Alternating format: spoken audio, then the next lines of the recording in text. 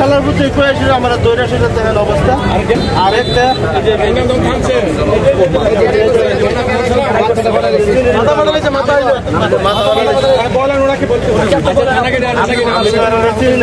লাড়ি ইট পাথর আছে। আপনার নাম কি? Second member. আপনার কি নাম? কি নাম? Second member. সেকন্ড মেম্বার বর্তমান মেম্বার আপনি কোন ওয়ার্ডের? 3 নম্বর ওয়ার্ড।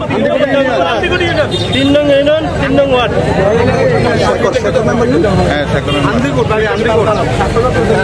আজকে এনসিপির একটা প্রোগ্রাম ছিল, এখানে মিছিল একটা করার কথা ছিল। ওরা লিখিতভাবে আমাদেরকে ইনফর্ম করেছে বিষয়টা, তো সেই অনুযায়ী ওরা ওদের প্রোগ্রাম শুরু করছে।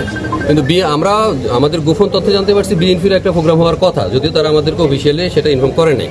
তো আমরা জানার পরে আমরা এই দুটো বিষয় যেন কোনো প্রবলেম ক্রিয়েট না হয়, আমরা দুটো পক্ষের সাথে কথা বলেছি, চেষ্টাও করেছি।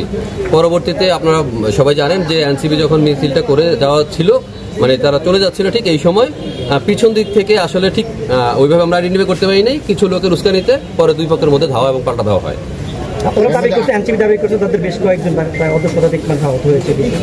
যদি আহত হয়েও থাকে ওই ইনফরমেশন আমরা পরে পাবো, যেহেতু ঘটনাটা মাত্র ঘটলো, আমরা তো ইনফরমেশন কালেক্ট করে সেটা আপনাকে ডেলিভারি দিতে পারবো, যেহেতু আমাদের কাছে ইনফরমেশন এখন টোটাল আসেনি। যখন আসবে আমরা আপনাদেরকে ইনফর্ম করে দেবো। এনসিপি অনুমতি নিয়ে আপনাদের কাছ থেকে ওরা প্রোগ্রাম করছে, অনুমতি বলছে যে আপনারা ওনাদেরকে দিতে প্রটোকল দিতে ব্যর্থ হয়েছে। না, আসলে অনুমতি বলতে যাবো আমাদেরকে ইনফর্ম করা হয়েছে যে ওনারা ওটা মিছিল করবে, করা হয়েছে, আমরা এটাকে অ্যাকসেপ্ট করছি যে ওরা মিছিল করতেই পারে, শান্তিপূর্ণভাবে করবে বলতে করছে। এখন মিছিল চলাকালীন সময় যেহেতু একটা ইনসিডেন্ট ঘটছে, ধাওয়া পাল্টা হয়েছে, এখন এটা আসলে অ্যাকচুয়ালি কাদের কারণে হয়েছে এটা আমরা পরবর্তীতে তদন্ত করলে বা তথ্য কালেকশন করলে আমরা জানতে পারবো, তখন আমরা আপনাদেরকে জানিয়ে দিই। আমি যতটুকু জানি এই পর্যন্ত যতটুকু সংবাদ আমার কাছে আসছে, আমাদের কোনো পুলিশ সদস্য আহত হয়নি।